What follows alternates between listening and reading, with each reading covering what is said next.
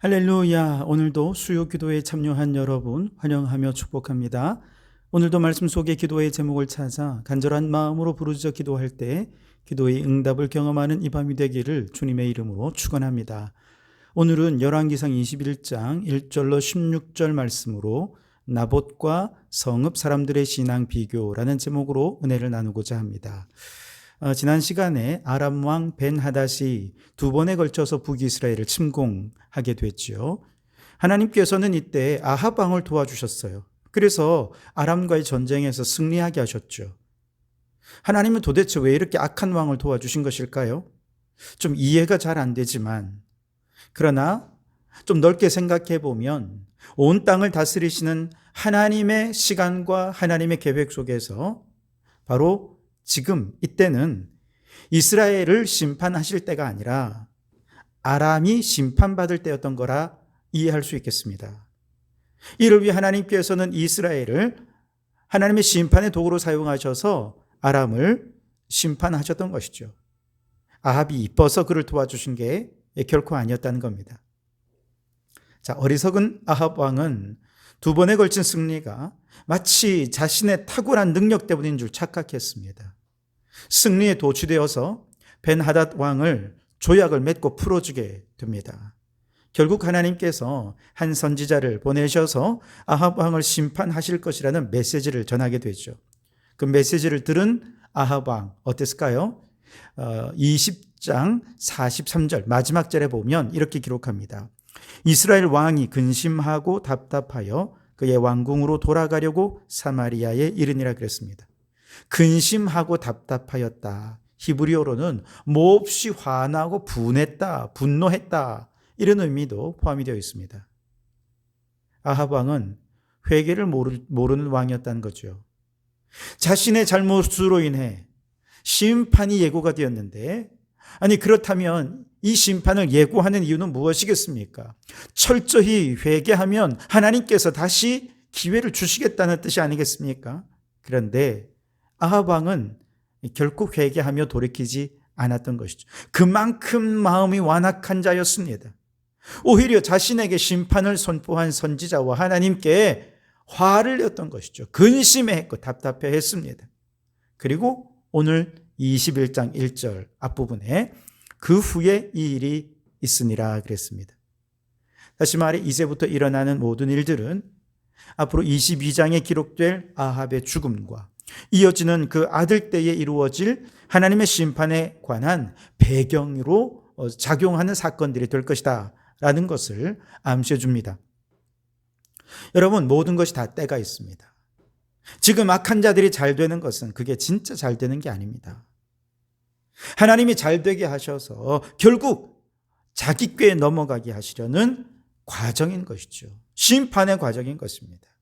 그러니 악한 자가 잘 되는 건 너무 부러워하지 마십시오.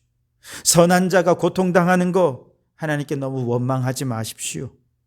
모든 순간 흔들림 없이 믿음의 길을 걸어가면 악한 자는 심판하시고 선한 자는 모든 것이 합력하여 선을 이루어 그에게 승리 주실 줄 믿습니다. 자, 1절을 계속 이어서 보면 이스라엘 사람 나봇에게 이스라엘에 포도원이 있어서 저 사마리아 왕 아합의 왕궁에 가깝더니 그렇게 말씀하고 있습니다. 이스르엘이라고 하는 곳은 물이 풍부하고 샘이 있어서 땅이 굉장히 비옥했습니다. 주로 이제 이스라엘의 주요 농산물인 포도 농사를 하기에 아주 적합한 땅이었죠. 나봇은 바로 그 이스라엘에서 대를 이어 포도 농사를 지는 가문의 사람으로서 하나님의 축복 속에서 자자손손 자신에게 주어진 생업에 충실하고 부지런하게 일하는 그냥 평범한 농부였습니다. 그런데 바로 그 이스라엘에 왕의 별궁이 있는데 상하궁이라 부를 만큼 아주 사치스럽고 호화로운 왕의 휴직처였습니다.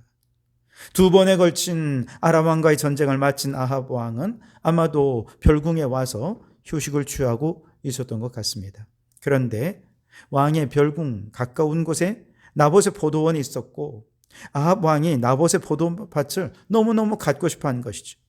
그래서 그 밭을 돈 주고 사려 합니다. 2절에 아합 왕이 나봇에게 말하여 이르되 내 포도원이 내 왕궁 곁에 가까이 있으니 내게 주어 채소밭을 삼게 하라. 내가 그 대신에 그보다 더 아름다운 포도원을 내게 줄 것이요 만일 내가 좋게 여기면 그 값을 돈으로 내게 주리라 그랬습니다. 사실 세상적인 관점에서 보면 왕이 아주 좋은 조건을 지금 제시하는 것입니다. 그래서 나봇의 세상적인 관점에서는 부자가 될 수 있는 절호의 기회였습니다. 현재의 땅보다 훨씬 더 넓고 아름다운 포도원의 주인이 될 수 있는 그런 아주 좋은 기회였습니다. 그런데 여러분 이미 다 아시다시피 이스라엘 백성들에게서 토지는 단지 경제적인 차원으로만 이해할 수 있는 게 아니지 않습니까? 레위기 25장 23절에 토지는 영구히 팔지 말 것은 토지는 다 내 것이다. 그렇게 하나님 말씀하셨습니다. 그래서 하나님의 소유인 토지를 그 누구도 함부로 매매하거나 양도할 수 없어요. 그런데 아합 왕이 그걸 팔라는 거죠. 그것도 겨우 채소밭으로 만드는 것이 그 이유 때문에 팔라는 것입니다. 그런데 여러분, 여기서 채소밭은 그냥 채소밭이 아니에요. 매우 중요한 의미가 담겨져 있습니다. 성경에 보면 포도원은 이스라엘을 상징합니다. 그래서 요한복음 15장에 예수님은 참 포도나무요 아버지는 포도원의 농부가 되신다 그렇게 말씀하시죠. 포도원의 주인이 잘 가꾸어진 포도원을 다른 농부들에게 세를 주고 떠났다 이런 비유의 말씀도 나오죠. 그래서 포도원은 이스라엘이고 하나님은 포도원을 다스리시는 포도원의 주인 되신다라는 것이죠. 반면에 채소밭은 애굽과 그 산업을 상징하는 것입니다. 땅이 비옥한 애굽에서는 채소가 얼마나 잘 자랍니까? 그것을 수확해서 생계의 수단으로 삼기도 했죠. 그래서 민수기 11장 5절에 보면 광야에서 이스라엘 백성들이 생활할 때 다시 애굽으로 돌아가고 싶어한 이유 중에 하나가 애굽에는 오이와 참외와 부추와 파와 마늘들이 있어서 그것을 마음껏 먹었던 이것을 떠올리면서 그것 먹고 싶어서 돌아가고 싶다 이렇게 얘기했던 거죠. 다시 말해 아합 왕은 단지 채소밭을 원한 게 아니었어요. 하나님이 다스리시는 포도밭을 하나님이 없는 인본주의적인 채소밭으로 바꾸고 싶어 했던 것이죠. 자신이 왕으로서 마음대로 권력을 휘두르고 싶은데 그때마다 하나님이 이래서는 안 된답니다. 하나님의 율법의 말씀에는 이건 또 안 된답니다. 심지어 율법을 따르지 않았다고 선지자가 와서 또 이렇게 심판을 예고하니까 자꾸 화가 나죠. 말씀이 걸림돌이고 하나님이 걸림돌이었습니다. 아니 내가 왕인데 왜 자꾸 하나님이 나를 걸림돌이 되지? 왕 되신 하나님을 이제 치워버리고 내가 왕이니까 내 마음대로 하고 싶은 대로 그렇게 하려고 한 것. 이것이 바로 채소밭이라는 것이죠. 그러나 하나님을 몰아내고 내가 주인된 인생을 살면 어떻게 될까요? 3절에 보면 나봇이 아합에게 말하되 내 조상의 유산을 왕에게 주기를 여호와께서 금하실지로다 하니 그랬습니다. 여기서 여호와께서 금하신다라고 하는 말은 공동번역에서는요 천벌 받을 짓입니다 이렇게 표현하고 있습니다. 나봇이 그 밭을 왜 왕에게 주기를 거절했습니까? 그건 천벌 받을 짓이라는 걸 알았기 때문이죠. 하나님을 몰아내고 사람이 주인 되어 내가 하고 싶은 대로 내 뜻대로 살아가는 인생, 천벌받을 인생이라는 것입니다. 사실 고대 시대에 일개 백성이 왕의 명령을 거부하는 것은 있을 수 없는 일이죠. 이건 곧 죽음을 의미하는 것입니다. 그런데 나봇은 하나님의 말씀을 지키기 위해 그 말씀대로 순종하기 위해 왕의 명령을 거절하는 것이죠.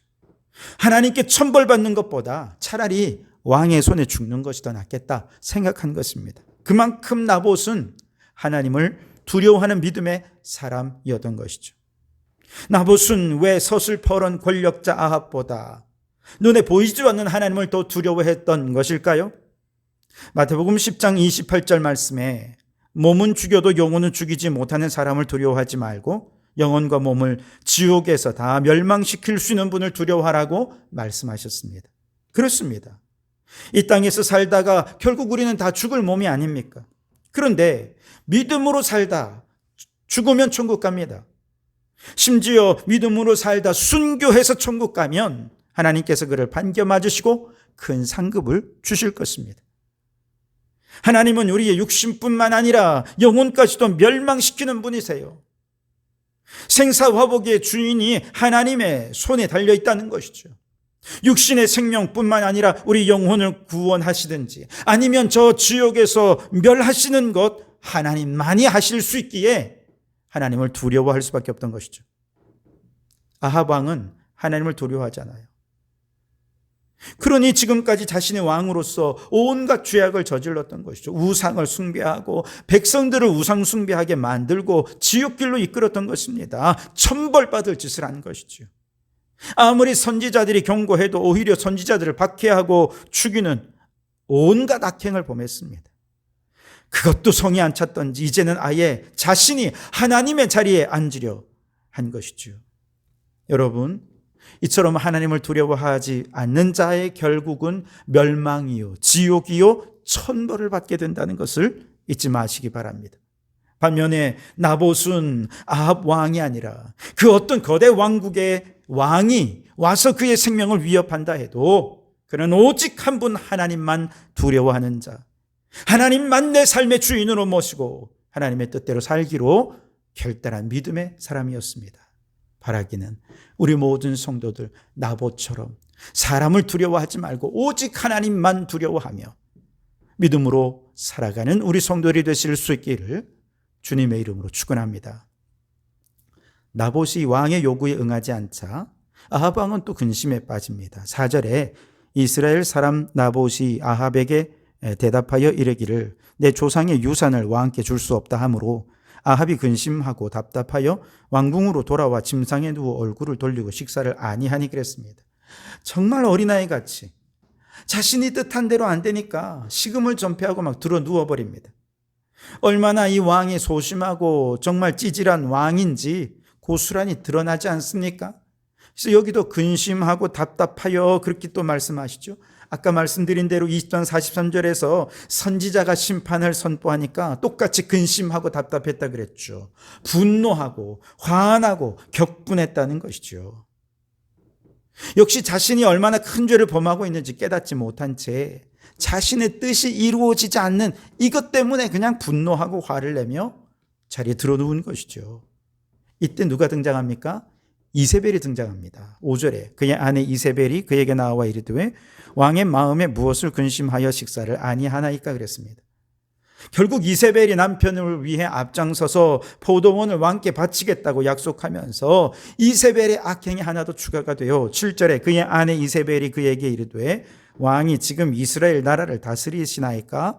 일어나 식사를 하시고 마음을 즐겁게 하소서. 내가 이스라엘 사람 나봇의 포도원을 왕께 드리리이다 하고 그랬어요. 무슨 뜻입니까? 왕이 지금 이스라엘 나라를 다스리나이까? 무슨 뜻이에요?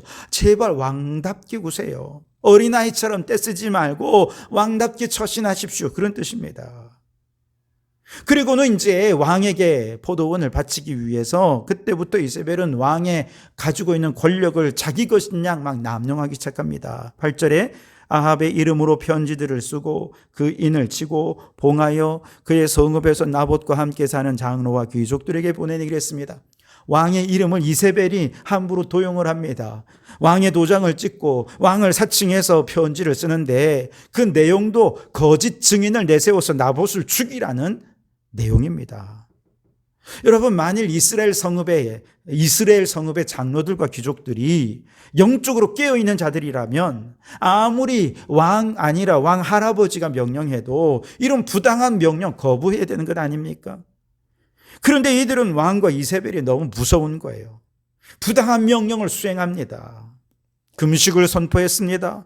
나봇을 백성들 가운데 높은 곳에 앉춥니다. 그리고 거짓 증인 2사람을 세워서 하나님과 나봇이 하나님과 왕을 저주했노라 증언하게 합니다. 그리고 더 이상 아무 변론 없이 곧바로 나봇을 성읍 밖으로 끌고 나가서 돌로 쳐 죽이게 한 것이죠. 이들이 하나님을 정말 두려워하는 자들이었다면 이렇게 했을까요? 나봇은 하나님을 두려워해서 하나님 말씀대로 행하다가 지금 이렇게 죽임을 당하는 것입니다. 그걸 눈앞에서 보잖아요. 성읍의 장로들과 귀족들이 그 모습을 보는 것입니다. 그들이 근데 진정한 지도자들이요 하나님을 두려워하는 성읍의 지도자들이었다면 자신을 희생해서라도 평범한 농부의 신앙을 지켜주어야 하는 것 아닙니까? 그런데 저들은 자신들의 안위를 지키기 위해 평범한 농부의 삶과 신앙을 불의에 내어준 것입니다. 2차 대전 당시 히틀러의 명령에 따라 수많은 유대인들을 학살하고 죽였던 아이히만이라는 사람이 전범 재판에 서서 자신을 변호했습니다. 아니, 나는 그저 독일의 평범한 공무원일 뿐입니다. 그저 위에서 상관이 명령하니 나는 아무 생각 없이 그렇게 그 명령을 따랐을 뿐입니다. 그 결과가 무엇입니까? 600만의 유대인들이 대학살을 당하는 결과였습니다.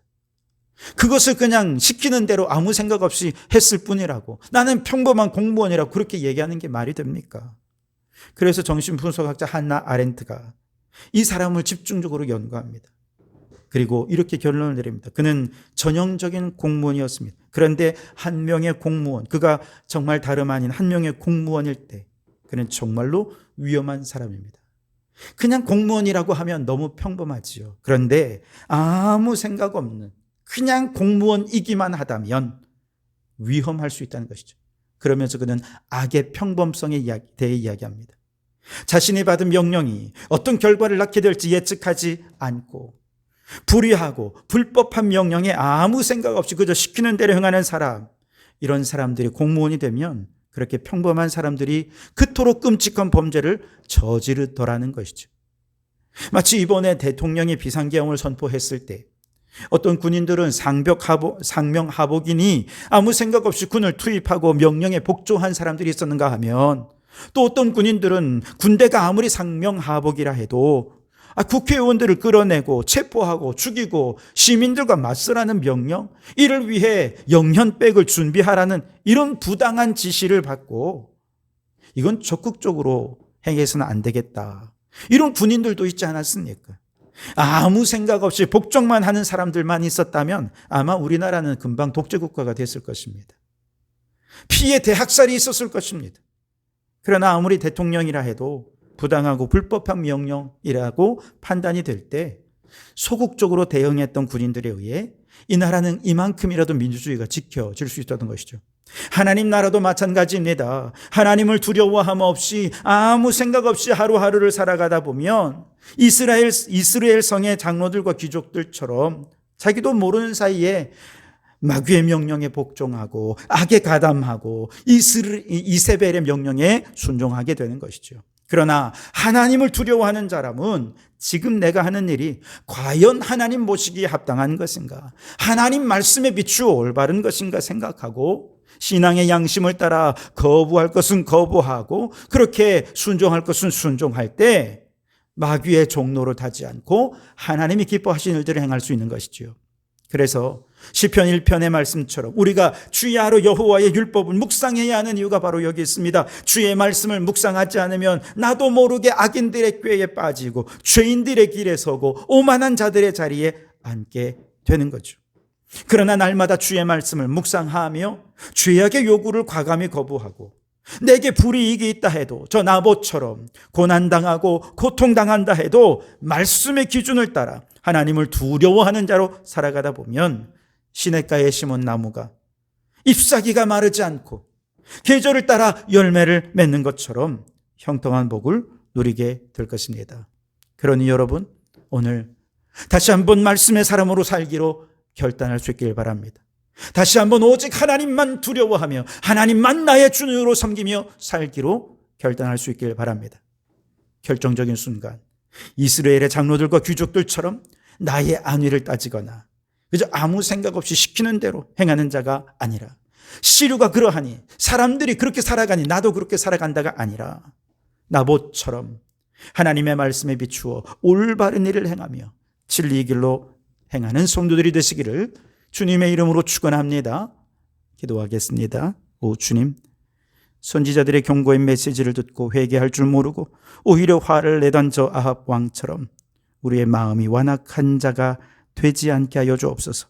늘 말씀의 경고에 귀 기울여 스스로를 돌아보고 회개하며 하나님 앞에 서는 자들이 되게 해 주옵소서.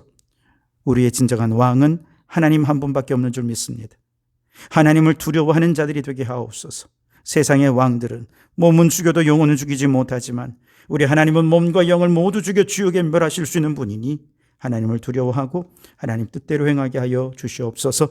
이스라엘의 장로들과 귀족들처럼 아무 생각 없이 시키는 대로 행하거나 나의 안위만 생각하다가 죄인들의 길에 서고 악인들의 꾀를 따르지 않게 하옵소서. 이제 나봇처럼 말씀을 묵상하고 말씀의 기준에 비추어 죄악은 거부하고 진리의 길을 행하며 어떤 고난이 닥친다 해도 믿음의 지조를 지키며 오직 하나님만 두려워하고 하나님만 왕으로 삼으며 살아가는 저희들 되게 해 주시옵소서.